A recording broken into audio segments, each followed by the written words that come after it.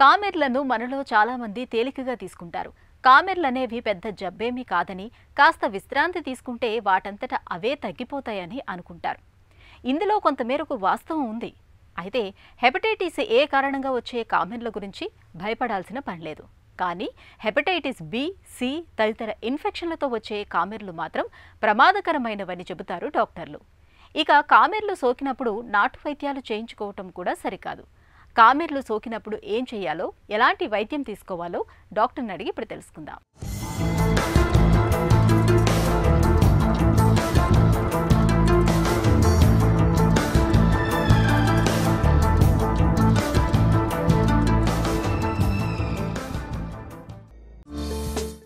కామెర్లు అంటే ఏంటి, ఎందుకు వస్తాయి? కామెర్లు అనగా ముఖ్యంగా మనం శరీరంలో బిలిరుబిన్ అనే పదార్థము అధికంగా అవటం, అంటే 3 కన్నా ఎక్కువ కనుక ఉంటే కళ్ళు పచ్చగా అవటం, మన శరీరం పచ్చగా అవటం అండ్ కొన్నిసార్లు మూత్రం పచ్చగా అవటం, ఇలాంటి సిమ్టమ్స్ ఉన్నప్పుడు దీన్ని మనం కామెర్లు అంటాము. కామెర్లు రావడానికి ముఖ్యమైన కారణాలు మనం చెప్పుకోవాలి అంటే చాలా రకాల కారణాల వల్ల కామెర్లు వస్తాం జరుగుతుంది. అందులో ముఖ్యంగా మనం మాట్లాడుకోవాలి అంటే ఆల్కహాల్, వైరల్ హెపటైటిస్, కొన్ని రకాల మందుల వలన, కొన్నిసార్లు పిత్తాశయంలో నుంచి రాళ్ళు పిత్తనాళంలో అడ్డుపడటం వలన, ఈ ముఖ్యమైన కారణాలు కామెర్లకి అని చెప్పుకోవచ్చు. కామెర్ల లక్షణాలు ఎలా ఉంటాయి? ప్రీ హెపాటిక్ జాండీస్ అనేది కేవలం కళ్ళు పచ్చగా అవటము, కొన్నిసార్లు కొంచెం లైట్గా వీక్నెస్ ఉండటం తప్ప వేరే ఏం సిమ్టమ్స్ ఉండవు. ఇంట్రాహెపాటిక్ జాండీస్ అనేది ముఖ్యంగా మనం మాట్లాడుకున్నట్టు వైరల్ హెపటైటిస్ వల్ల ఎక్కువ శాతంలో, ఆల్కహాల్ వల్ల, కొన్ని మందుల వల్ల జరుగుతుంది. ఇందులో వీక్నెస్, జనరలైజ్డ్ వీక్నెస్, టయర్డ్నెస్, ఆకలి మందగించటము, కళ్ళు పచ్చగా అవటం, ఇవి మనం కంపల్సరీ చూస్తాము. లో గ్రేడ్ ఫీవరు, కొన్నిసార్లు చాలా మైల్డ్గా కుడి పక్కన నొప్పి ఉండే అవకాశము, ఈ మాత్రమే మనం ఇంట్రాహెపాటిక్ జాండీస్లో చూస్తాం జరుగుతుంది ఈ సిమ్టమ్స్.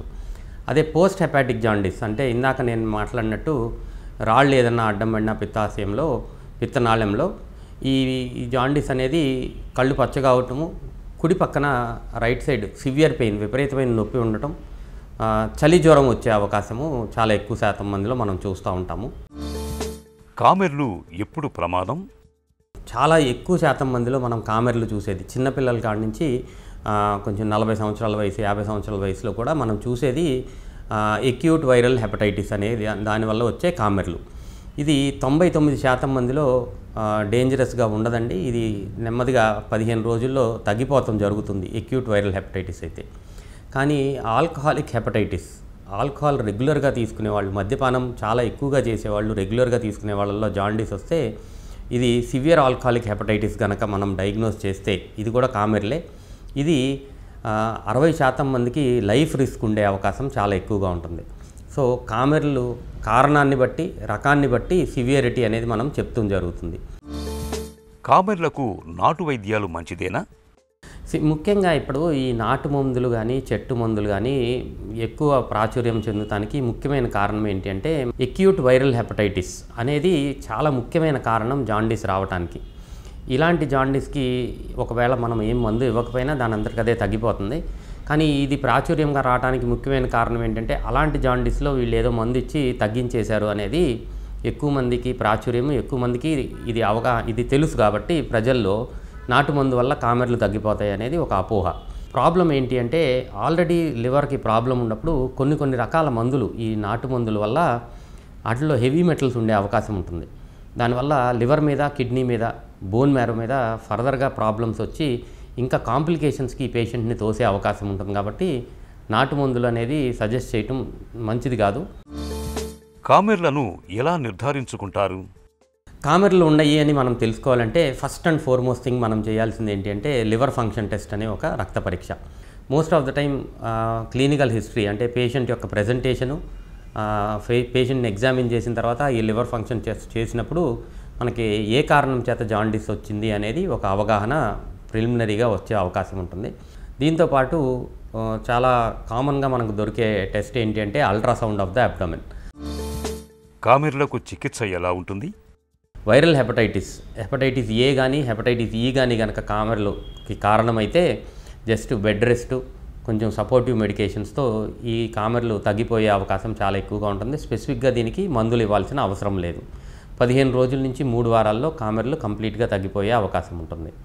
సో వీళ్ళల్లో 1% మంది మాత్రం అక్యూట్ లివర్ ఫెయిల్యూర్కి వెళ్ళే అవకాశం ఉంటుంది. కాబట్టి వారంలో ఒక్కసారైనా సరే మనం జాండీస్ పరీక్ష, కామెర్లకి పరీక్ష చేసుకుంటాం. ఐఎన్ఆర్ ఎలా ఉందనేది చూసుకుని వీళ్ళు కంఫర్టబుల్గా ఉన్నారు, టెస్ట్లన్నీ బాగానే ఉన్నాయి అనేది చెక్ చేసుకుంటే సరిపోతుంది.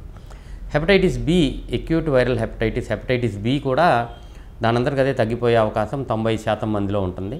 5% మందిలో మాత్రమే ఇది అక్యూట్ లివర్ ఫెయిల్యూర్కి వెళ్ళే అవకాశం ఉంటుంది. ఇలాంటి సిమ్టమ్స్ అంటే పేషెంట్ మత్తుగా అవుతాం, కానీ మనం రక్త పరీక్షల్లో ఐఎన్ఆర్ పెరుగుతూ ఉంటే హెపటైటిస్ బికి కూడా అక్యూట్ వైరల్ హెపటైటిస్లో మనం మాత్రలు ఇచ్చి తగ్గించుకోవచ్చు. ఈ లివర్ ఫెయిల్యూర్కి వెళ్లకుండా జాగ్రత్తలు తీసుకోవచ్చు.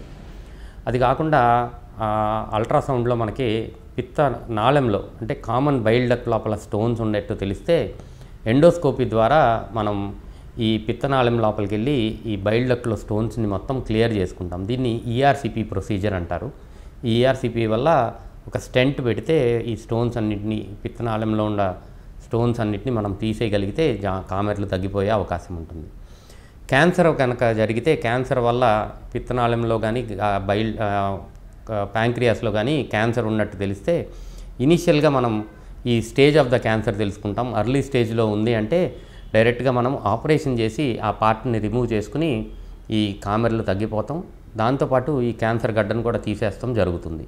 సివియర్ ఆల్కహాలిక్ హెపటైటిస్ అనే దానివల్ల ముఖ్యంగా మనం కొన్ని రకాల మందులు ఇవ్వటం, ఆల్కహాల్ కంప్లీట్గా ఆపేయటం, సపోర్టివ్ మెడికేషన్స్ అండ్ ముఖ్యంగా డైటరీ మాడిఫికేషన్స్, ఆహారంలో మంచి ఆహారం ఇవ్వటం వల్ల ఈ సివియర్ ఆల్కహాలిక్ హెపటైటిస్ తగ్గిపోయే అవకాశం ఉంటుంది. కామెర్లను నివారించుకోవచ్చా? ముఖ్యంగా మనం చెప్పుకోవాలి అంటే మోస్ట్ కామన్ కాజ్ అనేది హెపటైటిస్ వైరసెస్ అని చెప్పుకున్నాం. కలుషితమైన ఆహారము, కలుషితమైన నీరు. ఇప్పుడు ఎక్కువగా పిల్లలు ఈ బయట ఫుడ్స్కి బాగా అలవాటు అయిపోతాం. ఈ మోస్ట్ కామన్గా పానీపూరి ఇలాంటివి చాలామంది తింటున్నారు. ఏ పిల్లల్ని అడిగినా కానీ మేము బయట తిన్న తర్వాత మాకు ఈ జాండీస్ వచ్చింది అనేది చాలా కామన్గా మనం వినే సిమ్టము.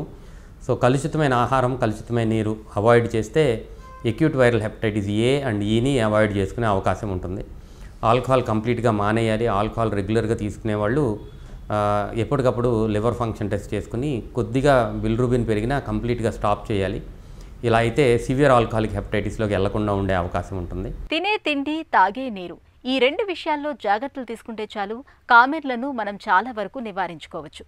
ఇక టీకాల సాయం తీసుకుంటే ప్రమాదకరమైన హెపటైటిస్ బి నుంచి కూడా మనం రక్షణ పొందవచ్చు.